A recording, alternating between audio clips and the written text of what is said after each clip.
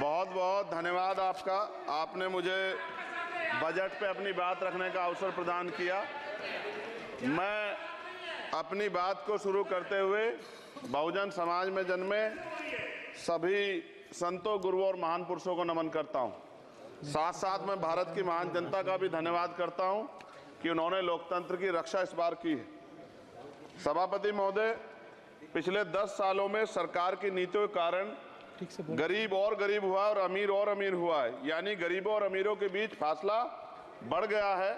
सारे देश की संपत्ति को चंद अमीरों के हाथ में दे दिया गया है। ये हमारे संविधान की मंशा और समतावादी समाज के लक्ष्य के खिलाफ है। अतः हमारी नीतियां गरीबों के पक्ष में भी होनी चाहिए।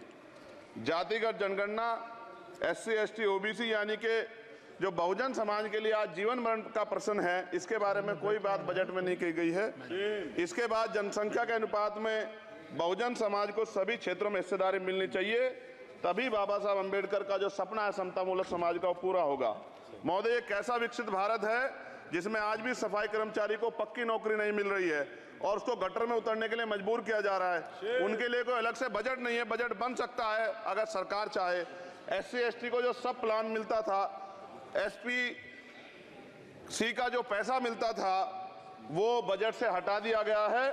साथ साथ देश के स्तर पे आशा, आंगनबाड़ी, भोजन माता, ग्राम सेवक, PRD जवान, होमगार्डों के मानदेय में बढ़ोतरी नहीं हुई है।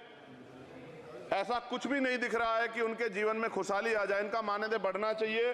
विधवा, वृद्धा, विकलांग पेंशन प्रत्येक महीने 500 रुपए से बढ़ाकर 5000 रुपए की जानी चाहिए, क्योंकि महंगाई बढ़ रही है।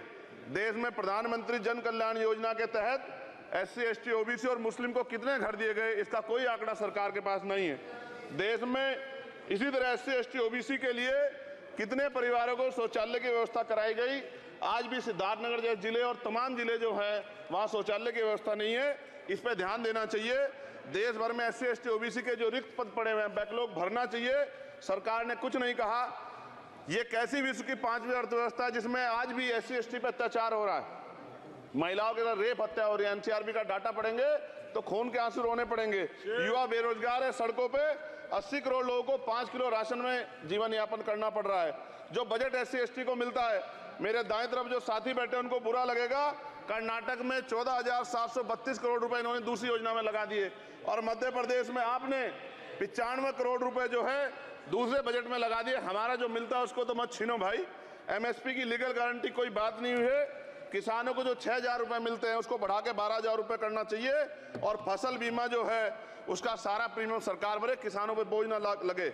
रिजर्वेशन प्रमोशन में लागू नहीं किया गया, पुरानी पेंशन को बहाल नहीं किया गया, इस पर चर्चा नहीं हुई। देश में मनरेगा समय न्यूनतम मजदूरी की दर 700 रुपए होनी चाहिए। समान काम समान वेतन पॉलिसी लागू होनी चाहिए। जो रसोई की चिंता करते हुए 500 रुपए प्रति सिलेंडर से ज्यादा के दाम नहीं होने चाहिए, जो महिलाओं को राहत मिल सके। बिजली के दामों में भी कमी होनी चाहिए। बेरोजगार युवाओं को 5000 रुपए भत्ता मिलना चाहिए, जो बेरोजगार युवा जो है अपनी पढ़ाई या अपना खर्चा उठा सके। मैं अपने क्षेत्र के विषय में महोदय आपसे कहना चाहता हूं कि पश्चिम यूपी में नगीना में एक एम्स बनना चाहिए, एक IIT बननी चाहिए, एक IIM बनना चाहिए। नगीना लोकसभा में उद्योग धंधे लगने चाहिए। नगीना की कताई मिल जो है उसको पुनः शुरू कराना चाहिए। RRTC जो योजना है सरकार की, उसको मेरठ से आगे बढ़ाकर मुजफ्फरनगर, सहारनपुर से नजीबाबाद, नगीना होते हुए उसको नगीना तक ले जाना चाहिए। साथ साथ नजीबाबाद से मुंबई के लिए एक ट्रेन चलनी चाहिए और नगीना, श्योरा, किरतपुर में रेलवे के ओवरब्रिज बनने चाहिए। सभापति महोदय, सामाजिक न्याय मंत्रालय को 13,000 करोड़ रुपए दिए गए और जनजाति कार्य मंत्रालय को 13,000 करोड़ रुपए दिए, कुल 26,000 करोड़ रुपए।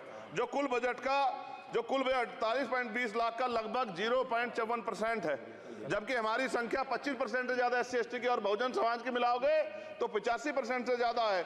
और हमारे विकास के लिए सरकार 1% पैसा खर्च कर रही है, जो मिलना हमें चाहिए, जबकि मिलना हमें 25% चाहिए।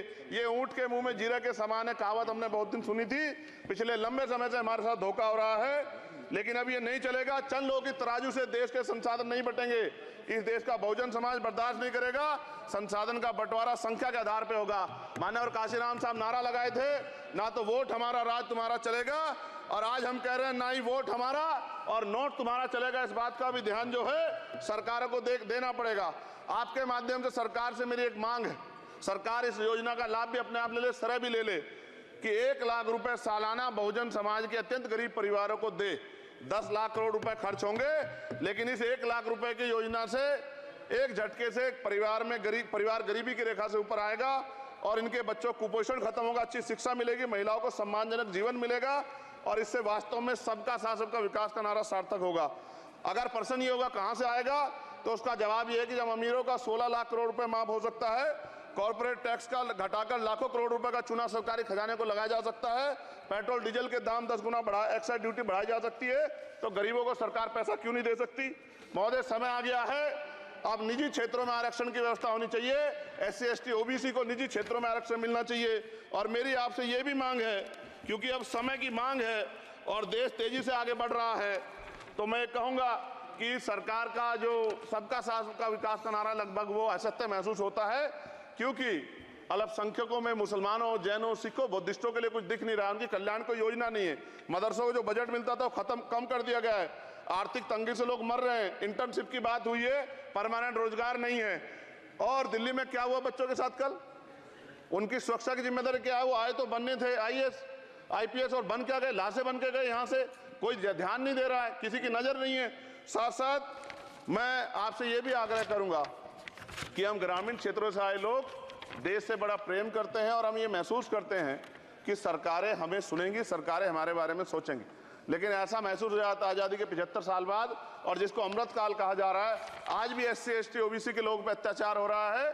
अभी 2 दिन पहले गोली से उड़ा दिया गया गाजियाबाद में और राजस्थान में गर्दन काट दी गई। ये घटनाएं देख कर डर लगता है, घर से निकलते हुए भी कि आने घर वापस लौटेंगे नहीं लौटेंगे। तो मेरा सरकार से आग्रह है, अगर आज़ादी के 75 साल बाद भी हमारी हत्या हो रही है, तो हमारी मां को भी दर्द हुआ होगा जब उसने हमें पैदा किया हो, हमारी बहनों को भी हमारे खोने का दर्द होता होगा। कैसी कानून व्यवस्था है आपकी, सब कुछ है आपके पास, फिर भी जो है महिलाओं पर रेप नहीं रोक पा रहे हो, हत्याएं नहीं रोक पा रहे हो, गरीबों, दलितों, पिछड़ों, किसानों, मजदूरों की जान नहीं बचा पा रहे हो। किसान सुसाइड कर रहा है, नौजवान सुसाइड कर रहा है, और बड़ी बड़ी बातें होती हैं, इधर भी अच्छे लोग हैं, इधर भी अच्छे लोग हैं, लेकिन अच्छाई तब होगी जब जमीन पे भी कुछ काम दिखाई देगा। और जमीन पे महोदय कोई काम दिखाई नहीं दे रहा है। जब कोई योजना की बात आती है तो सरकार हमसे मुंह मोड़ लेती है। आप बताइए, एजुकेशन का बजट कम कर दिया, हेल्थ का बजट कम कर दिया। मैं अपने क्षेत्र में गया तो आप विश्वास कीजिए, डॉक्टर नहीं है, स्कूल में मास्टर नहीं है, और कोई भर्ती ऐसी नहीं जिसका पेपर लीक नहीं होता है। तो देश किस तरफ जा रहा है और इसमें नौजवानों का भविष्य क्या है, इसके बारे में हमें चिंता करनी चाहिए। और अंत में अपनी बात को खत्म करते हुए मेरा आपसे आग्रह और आपके माध्यम सरकार से आग्रह है कि यहाँ बाहर बाबा साहब अम्बेडकर की मूर्ति लगी हुई थी एक, वो करोड़ों लोगों की आस्था से जुड़ा विषय है, और आप विश्वास करो इतना गुस्सा है उसको लेके, मेरी आपके माध्यम से मैं हाथ जोड़ता नहीं हूं, लेकिन मैं हाथ जोड़ के आपसे आग्रह कर रहा हूं कि प्रधानमंत्री जी, सरकार से हमारी आग्रह कि वो अम्बेडकर वादियों के सम्मान का ध्यान रखते हुए, उनके जो है दिल की पीड़ा को समझते हुए, उनके दर्द का ध्यान रखते हुए उस मूर्ति को पुनः स्थापित करा दीजिए। अगर इसमें कोई राजनीतिक कारण अलग बात है, लेकिन मैं कंक्लूड कर रहा हूं, मगर मैं आपसे कहना चाहता हूं इसमें बहुत गुस्सा है। जिस दिन अम्बेडकरवादी गुस्सा हो जाएगा, वो फिर इस सरकार को जो 24 में आ गई है, वो आने वाले चुनाव में ऐसा सबक सिखाएगा कि दोबारा पलट के नहीं देख पाओगे। तो मैं आपका धन्यवाद करता हूं और मुझे विश्वास है कि सरकार मेरी बातों पे गौर करेगी और गरीबों के बारे में सरकार सोचेगी, गरीबों को आगे बढ़ने के अवसर प्रदान होंगे। धन्यवाद।